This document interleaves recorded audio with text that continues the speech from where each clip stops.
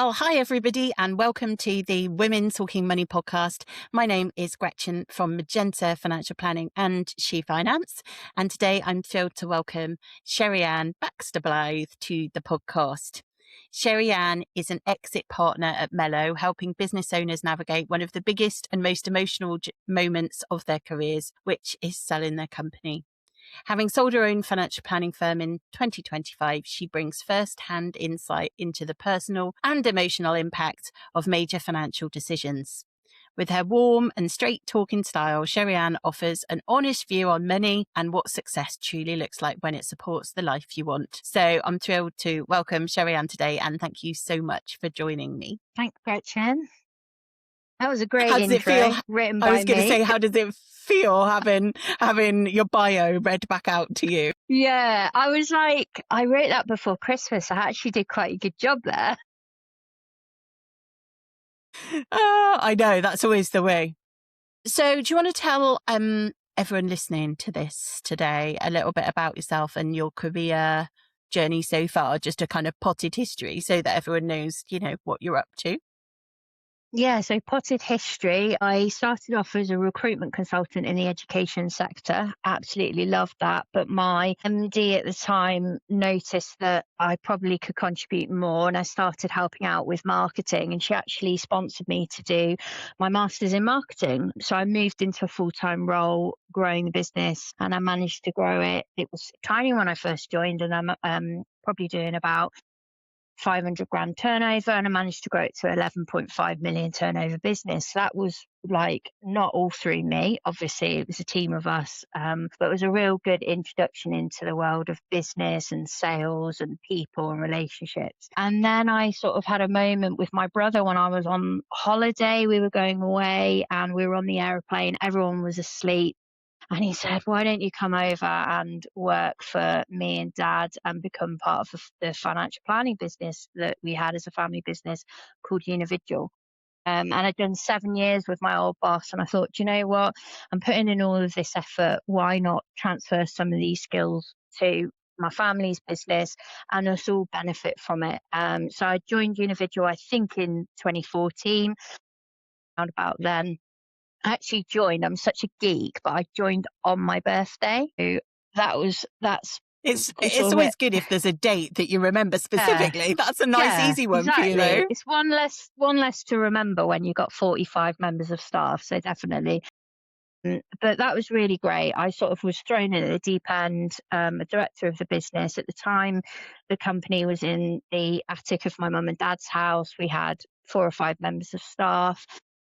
And we grew that business to having sites across Bath, London, Edinburgh, a couple of mil turnover, and absolutely loved it. Did that for about 11 years, running the business and growing it. And with my dad nearing retirement and me sort of coming to the end of that chapter, we were kind of looking at what was next, and we decided to sell Unividual, which was a long, arduous journey, but really interesting and fascinating. And that's what's led me to Melo, because Melo helped sell my business, and I loved working with Vicky. We became good friends, and she asked me to come on board, and I couldn't refuse. So now I help other people go through a similar process that I went through, helping them to realize what their objectives are post business and selling that business. So that's a very potted history. So sort of marketer, business owner, and sort of, just a plonker as well, and like to make things fun at the same time, because can't all be serious, can we? No, absolutely. Excellent. Oh, well, it's great to hear the next, I guess, all about the next steps for you as well with Yeah, Melo. So that's yeah. an exciting part for you. Yeah. So on this podcast, we talk about money and talk about, kind of where you've come from, what you've been up to, and how it's kind of shaped things, and your thoughts about, financial decisions, etc. So I'm quite keen to know what your earliest kind of memory of money was, and how maybe that shaped your views either now or Yeah. as you've gone through those stages of your career and life. Yeah. Well, obviously, being the daughter of a financial advisor, anyone listening will sympathise probably with my upbringing. My earliest memory, probably of like really understanding money, was when my dad and his dad owned a fruit and veg business. It was just a market. When my great granddad started it, it was just a market stall. So like business has always been in our family, and from a very young age, I sort of like understood the concept of what dad did. I'll never forget we were sort of running around in the factory, sort of like the area where all the fruit and veg was kept. And I came across this really like weird object. Me and my brother were quite naughty and we'd lock each other in the fridges and everything. We opened this piece of fruit and it was so odd inside. It looked like an alien. I know I actually am blessed with young looks. I'm older than I look, Gretchen. So back in the day, you wouldn't get fruit like this. Unbeknown to me, it was a dragon fruit. I took it up to dad's office. I was like, Dad, look what we found.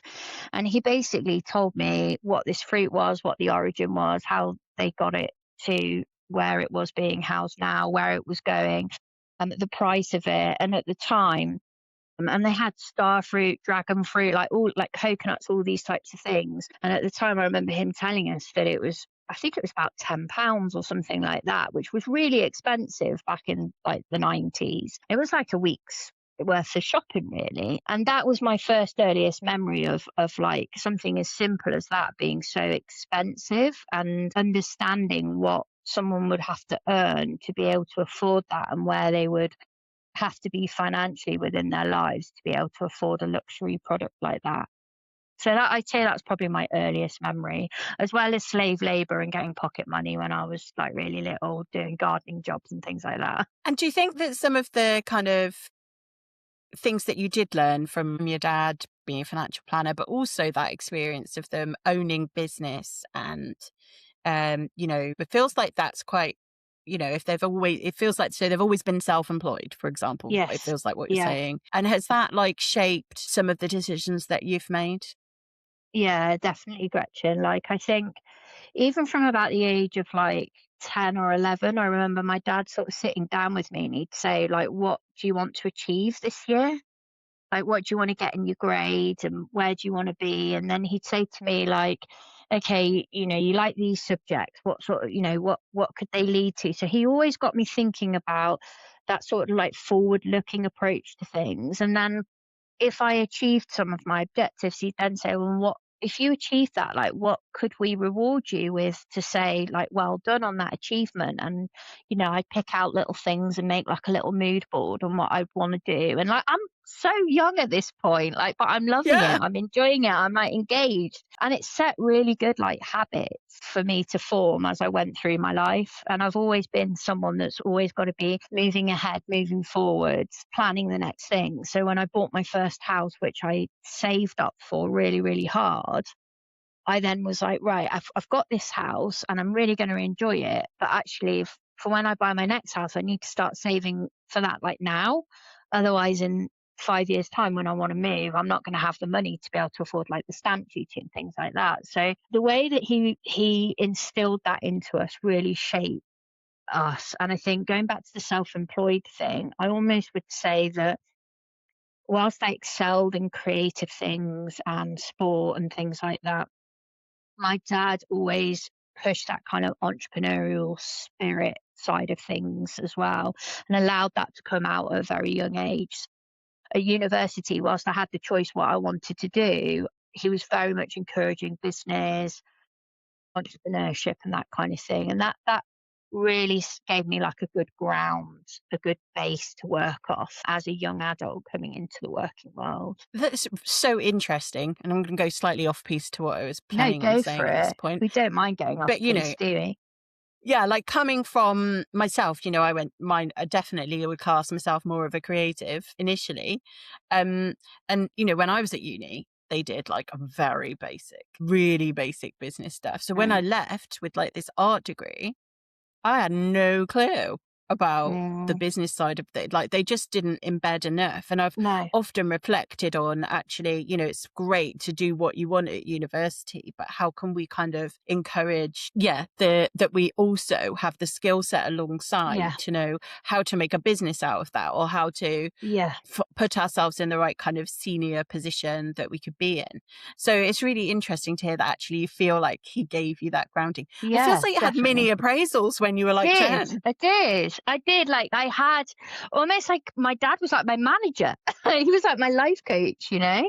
And what's amazing is he didn't tell me what to do. He coached those skills into me. So there are periods in my life where I didn't want to do that. I didn't want to engage with Of that. course. And that's Yeah. fine.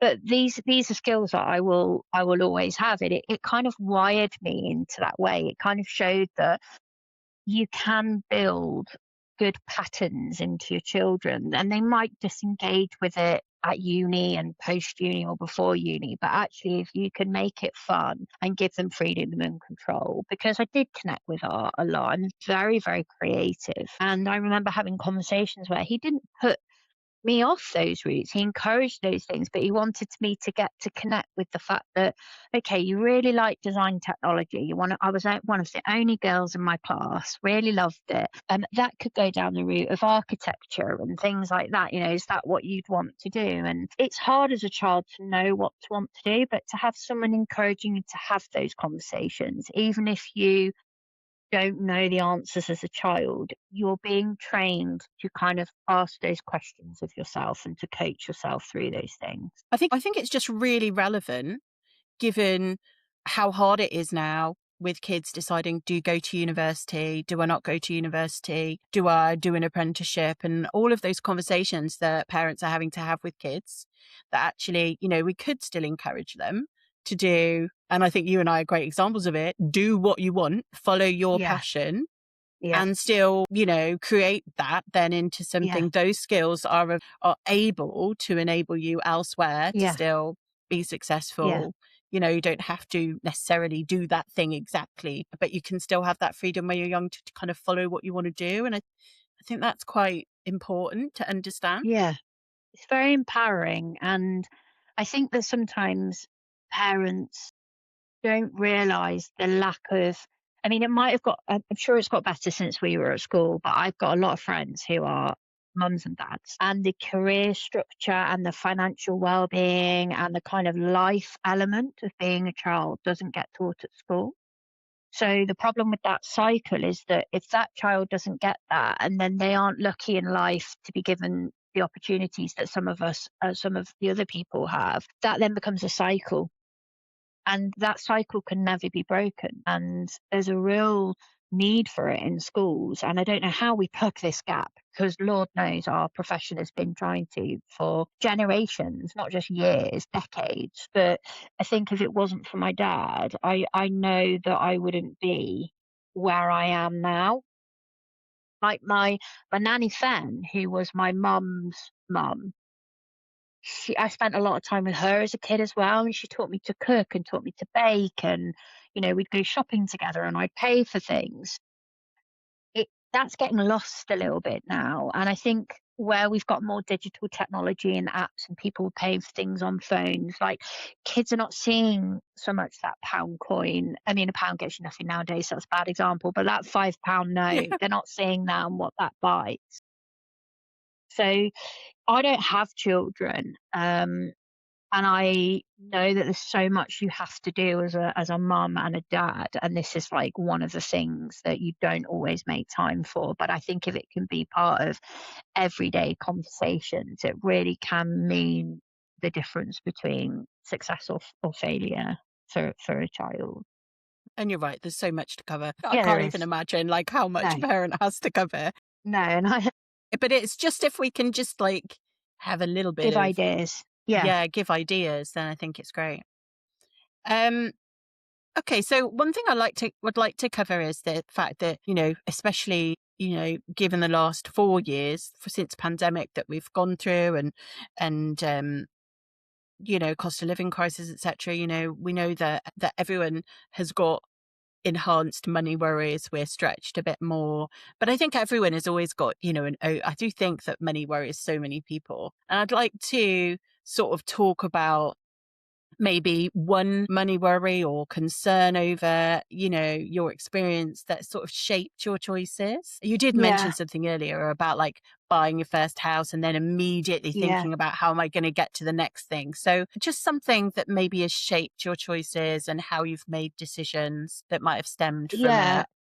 I'm sorry to be so cliche financial services person, but when I got my first job, my dad came round to do some stuff in the flat, and he said, and this was before workplace pensions. So I am going to talk about pensions. That's what I mean about cliche. He said to me, "I know you're not going to want to do this, but if you could put a certain percentage of your earnings into your pension, can't explain to you how it's going to set you up." And he said, it doesn't mean you can't do the things you want, like go on holiday with your friends and buy your car and all of that kind of thing. But if you could just put 50 quid a month in, and then every time you get a promotion, just put an extra 50 in and then just let it go up and go up. He said, there will come a time in your life where you don't want to contribute to your pension. There always does. But the fact that you will have done this, when you pause it, you will have had so much growth from the compounding of interest. It will set you up, and it has, Gretchen. It really has. Planning for retirement has never worried me because I've always had my pension. And my friends now, like I'm 42, my friends are sort of, similar age or in their 50s. A lot of them don't have pension, and they are really stressing about it. And I look back to that conversation. I think of all the things that my dad has done for me. That was probably one of the most important money decisions. And then from that, it was just okay. You're putting some money into a pension. You've just had this bonus, or you've just had this pay rise. Let's now put this into savings so that you can start to save for like an apartment and a flat. So I did that, and I bought my first flat when I was like 21, 22, something like that. Like every time I got inheritance or pocket money, I just stashed it away like a little squirrel. And I'm in a really fortunate position now. I've sold my business, so I've had some income off the back of that. I've got my pension behind me. But what's really, really weird is I still worry about money. I still worry about what I'm earning and whether it's enough. Despite me having an annual review with my brother every year, and he's like, "You're doing this and you're on track," I still worry about it. And I just wonder whether, no matter how like comfortable you get from a financial position, whether that's almost like a habit that you have to try and break, because otherwise it really inhibits the choices that you make. So I'm loving working at Melo, and it's worked out superbly for me. But I sold my business, and 3 weeks later I was in my next job. Like, because I'm so fast forward moving, I'm like, I have to keep going, have to keep going, have to keep earning. Like, I didn't need to do that. And a lot of those choices are because of this kind of like underlying worry that you have around money, and not wanting to look back in 15, 20 years and think, why did I take a year off? And waste that you don't want to have any regrets. But the point is that you might have regrets, because if you're constantly always working, are you enjoying, what you've got? And that's really important to balance the two. What's really interesting with all of that is there is a little bit of societal pressure as well. 42, you sold a Yeah. business. Yeah. What are you going to do? Like That's the what everyone first said to question me. Yeah. everyone's going to have asked you is, what are you going to do? Yeah. And I think we are, especially if you've been brought up with a father, by the sounds of things, who's, grafted, he's worked and worked and worked, and that's so typical of what we saw of that generation, when our generation and the people listening and, an awful lot of the generation below us, our lives will look very different from that. I agree. Yeah, I agree. Yeah, it's definitely societal pressure. I think you feel it as a woman as well, because you kind of feel like when someone says to you, "What are you going to do?" it implies that I have to do something. I have to go and do something else. And I think taking the time out to make decisions is something that I do really quickly because of the way that I've been taught to do it. So I'm so self-aware. I do a lot of journaling. I'm very into mental health and living for the moment, but planning for the future. And I'm not quite, I'm very calculated about everything. So even on the day when I said to like my family, like, how long are we going to do this for? Like, should we think about selling? I'd already been thinking like 5 years ahead about what the next chapter was going to be. But I think it's really important to try and take that time to continue to reflect, even when you've made decisions, to always check in and go, does this still serve me? Is this still what I want to do? And it's really important to give yourself permission to do that if you are ambitious. So it leads quite nicely onto this question of like, how are you balancing enjoying, life for today with planning for the Yeah, future? And I think yeah, that is hard when you've been brought up in a financial planning kind of a financial advisor yeah. situation, because we know how bad it can be. So you kind of want it to be better. But, how are you trying to balance that, acknowledging what you've just said around how hmm quickly you make decisions and, how quickly you've moved Yeah. on? Yeah, so it's mindfulness. So it's being present. So it's having one eye on the future. And for me, like I journal, as I said, so writing those things down. So at the start of the year in January, I'll say, okay, what do I want to achieve? And how am I going to work towards those goals? Knowing that I am future orientated, how am I going to be present? And what are the goals around that? So present with my partner Laura, and I'll have like little tasks, so like making sure, like I've just moved, as you know, Gretchen. Now I live near the coast, so making sure that I go to the beach at least 2 or 3 times a week. That my weekends are packed out with things that I love to do that are creative, like my photography. So I do a lot of hobbies that are very present, that make me present. I play piano, things like that. So you have to balance all of that out. But I really totally appreciate that because I don't have children, I can make time for that.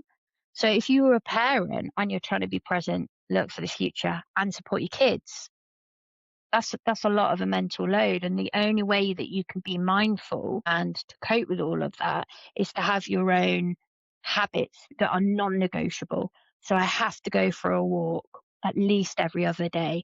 I have to, on that walk, be listening to a podcast or talking to Laura. I have to do my planning stuff every quarter. Like, these are all the habits that I've had for the past 10 years, maybe even longer, that are non negotiable. But I don't overcomplicate them, they're simple. So if a client thing comes up or, it starts to inhibit on that, I have to prioritize me first. And that's really hard to do as women because we're societally pressured to care for everybody else. But if I have to choose between the non-negotiables, there's things that I want to do in a week, but these are the non-negotiables. I have to do these things, otherwise I'm going to go stir crazy. And it's just being present and mindful with all of those things. A lot of organization, diary management, fitting it in your diary and stuff like that. Do you think that there's some of these things, like the values or like some of that personal stuff that you're talking about, guides your financial decisions that you make? Yes, I do believe values guide your financial decisions. So, especially around things like ethical investing, who you leave your money to, and inheritance planning, what you give back to society through things like charity donations. And then in terms of how you plan your finances, because your advisor can sit down and they'll guide you through things, but ultimately they're coaching you and they're decisions that you have to make. The advisor is there just to empower you and ask the right questions, challenge you, sometimes sit in the middle between you and your partner and make sure that both of you are seeing things fairly. But ultimately, I never thought of it about that way before, about how your values impact on your financial plan. That's a really interesting concept. So I'm interested because you said that you'd like moved, which I'd seen on LinkedIn Yeah. anyway. Yeah. But that's a big financial decision. Or it's a big decision. Let's just, It I mean, was. Yeah. financial or not, it was a massive decision. That must, I imagine that values came into that decision as well as, and leading that financial Yeah. decision. Yeah, it was a really big decision because my business is I say my, it's not mine anymore. But Unividual is in Bath. I had a lot of friends in Bath. My family are in Bath. It was a really hard decision, and it was hard to do it in the same year as the business sale and starting a new job as well. The reason I made that decision was because, like, my thought process was around it was like the family orientated. So Laura had spent quite a few years chasing me around the country for my career. We hadn't lived, she's from the Northeast, and we hadn't ever lived in the Northeast since she'd left uni. And her parents are getting older, and it starts to put into perspective. Laura's parents are 10 years older than mine, maybe even more, actually, maybe 15 years older. And you start to think, okay, maybe this is her time now for us to have a bit of time up there. And we spent a lot of time in the Northeast anyway, and we went on holiday there like a couple of times a year, and we absolutely love it. The value of properties is lower up there, as everyone knows.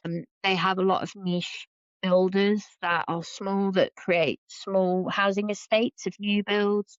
And we looked at it and we were like, right, the business sale's gone through. What if we moved up to the Northeast? We could be there for Laura's parents when they go through the next decade of their lives and support them so that her brother wasn't on her own. And we could live within 10 minutes of the beach and downsize our house, which means that we've got less cost pressure in terms of mortgage and things. And it just became a no brainer. And then once we discussed it, it was just like, right, let's get on with it now. If we're going to do it, let's crack on. And because you've relocated recently, and you went, weirdly, me and you have been on a similar journey regarding that relocation element. And it is a big decision. And I do miss a lot of people, and it will, inevitably, I'm not going to be near my family, so it impacts on that relationship as well. But we have two sides of the family in our relationship, and I just felt that I'd been there for my family for a very long time growing the business, and that it was time that I prioritized Laura's side of the family for this next part of our chapter of our lives. It's just really interesting of going through the process, isn't it? And kind of going, right, Yeah, financially, it kind of makes sense, but values wise and time of our life wise, it makes sense. And it's just really interesting that I think that, we can be it's a massive decision. We can be quite scared to make those decisions. And I think I agree with you, like moving when I decided to move. I think I cried like for 2 weeks once I made the yeah, decision. Not once I'd moved, once I made the yeah, decision, because the decision yeah, felt like such a big thing. yeah, But it it had does. to be that kind of decision. For me, financially was probably more expensive to do it, but values led, it was the right Yeah, thing to do yeah, for me and for definitely. everyone. Yeah, and I So it's think just really interesting when we're talking about those big things, like how we reflect on them after it as well. Yeah, and I think you get these like life sort of crossroads, don't you? And sometimes it probably was a little bit too early for us. Like, I would have liked to have moved like next year or maybe the year after. But sometimes you reach a crossroads and you think, well, we can sit here and wait, um, or we can just get on with it and do it. And then it's done then, and you've got all of the change in one year. And yeah, you do get change fatigue. But we know we're settled now. We're set up for 2026. We're in the groove. We're loving it. And we don't really have to think about what the next step is. Now I'm in this new world now where I have to be the custodian and the sovereign of my life and protect that I've worked so hard to build, instead of looking at what their next chapter is. And that's a new dynamic for me, a new chain. Yeah, with hopefully, less worry and more, Definitely. consistency of what you've built already. Um, okay, so I guess, listen, we've talked a little bit about like that planning for tomorrow and things, but I do kind of like to ask people about financial freedom. Now, normally it's like, what does it mean to you and how are you working towards it? So Yeah. can you talk to me a bit about that? Because obviously it feels like there's lots of stages that you've had and you've just sold the business, but that doesn't necessarily mean that we're still working Yeah. towards our goals. Yeah, I suppose everybody has their own definition of what financial freedom is, right? Like, correct me if I'm wrong, but I almost feel like the role of a financial advisor or planner is to kind of identify what that client's financial, like, definition of financial freedom is. And for me, it was not like waking up in the morning and not having to do a job because I have to get to where I want to be. It was wake up in the morning and choosing every morning to come into Melo because it's what I want to do. And at some point when I'm ready to stop work, whether I'm not fixating on when that's going to be, or I used to say, I want to retire before I'm 50. Like, I think the world's changed now and there's lots of different versions of retirement. But I feel like I'm kind of in my retirement now because I'm choosing every morning to go to work.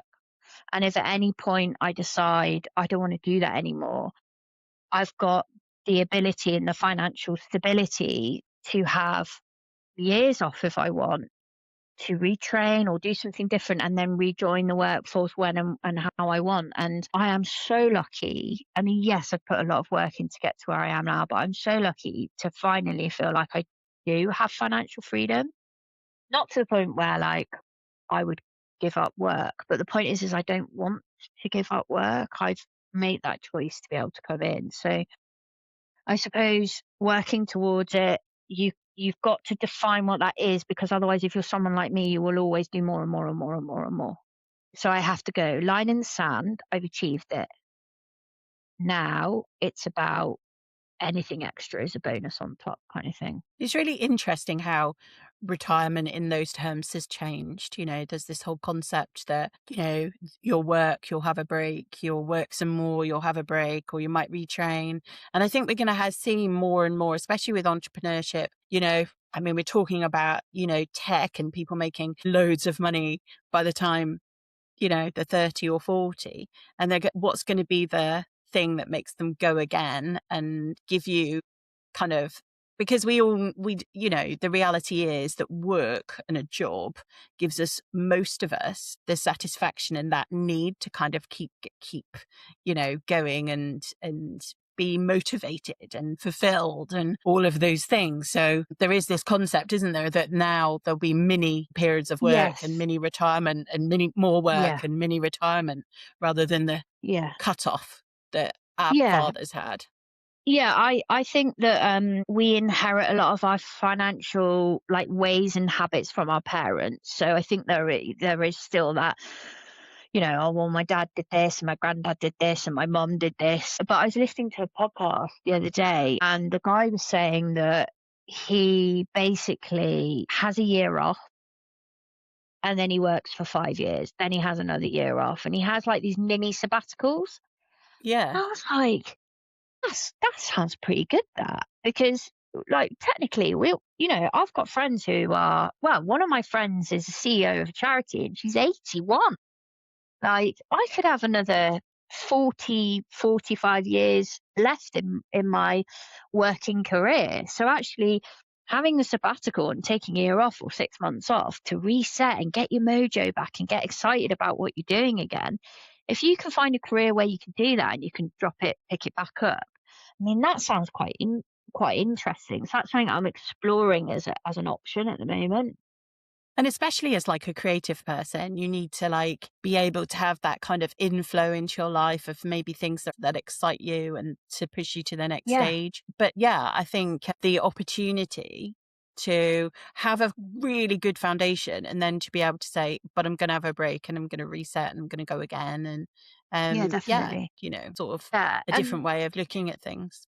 yeah, and I think I do pursue knowledge. I love learning, and I'm one of these people where I sort of like picking up something like a new hobby, really getting good in it, dropping it, and then doing something else. And I think actually, I mean, I know there's lots of things out there that I would love to be able to learn to do and take quality time to do that, to actually be present with them rather than having to squeeze it in at weekends and evenings. And I'm sort of temporarily thinking about work whilst I'm meant to be focusing on this. So I do think that it's up to our generation to kind of rebrand retirement, reword it, and identify like what that could look for us because I could only be halfway through my working career technically. That's crazy just thinking about that. You need some time off to get that energy back. No, it's really interesting. I just think everything will be very different, and the way that we do things will be very different. Okay, so just as we round up then, a couple of things. That my final question is, what's one piece of money wisdom that you'd like every woman listening to take away? I've got a lot of friends who have been through a divorce, and it's happened once the kids have kind of flown the nest or they've got a bit older. And every single one of them had no idea about their own structure of money, and they had no independence away from their husband. And I think the one piece of advice I would love women to take away is that you can still be in a loving relationship and have financial independence.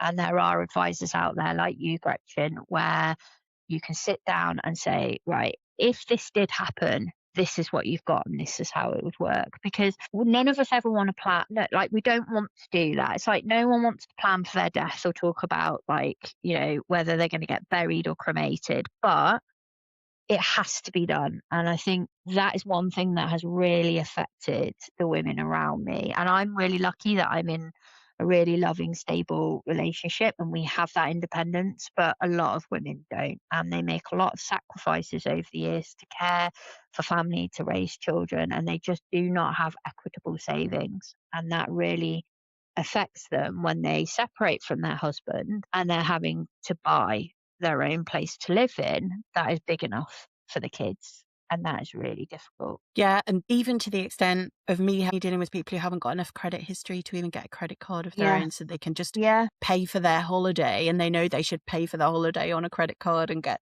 all the kind of guarantee and insurance that we know we can get. But if you haven't built that up yourself and you've been in a relationship where you don't have that at all, there are so many levels to that. So, absolutely valid and really important to bring it up. But that's why your book is such a good starting point for that foundation and everything that you're working towards. It helps educate and build that. But a lot of women, and I'm not stereotyping, I hear this, a lot of women say, should we sit down with a financial advisor? And their husband will say, we don't need to do that. I'm all over it. I know what we've got. And it's like, yeah, but your wife doesn't know what you've got. And actually, have you got stuff stashed away? And it's not just women and men, it's men and women as well. I've got male mates who are exactly the same, and actually their partner or their wife actually is the dominant character and controls all of that. There should be understanding of it. And I think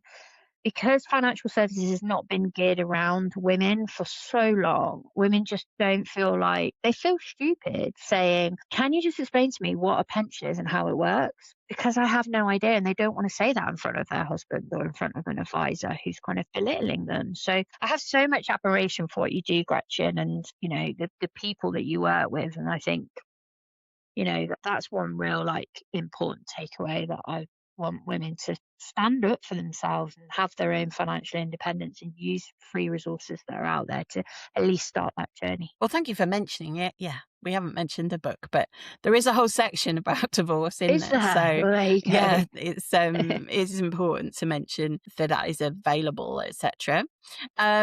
Okay, well, let's just round off, obviously, about yourself. I'd just like you to be able to have the opportunity to say, where the listeners might be able to find you and Melo, and about so that they can kind of follow you and see what you're up to. Yeah, so probably the best place to keep in touch with me is on LinkedIn. I like to talk about sort of financial well-being, mental health, marketing, and just generally being a business owner. And I occasionally put some stuff about exiting and selling your business. But I don't use LinkedIn to kind of sell to people. It's more of a portal. I love writing. It's one of my hobbies. So if you want to stay in touch with some of my musings, then LinkedIn definitely you'll find me on there. And I've got Absolutely. such a weird, unique name. You will definitely find me. Double barrel. Yeah, double barrel. Yeah, embarrassing. We'll make sure that we put the link to your LinkedIn, etc., for everyone to be able to find you. Well, listen, Cherie-Anne, thank you so much for joining me today and talking about everything so openly. I really enjoyed our conversation. It's a pleasure. Thank you so much for having me, Gretchen.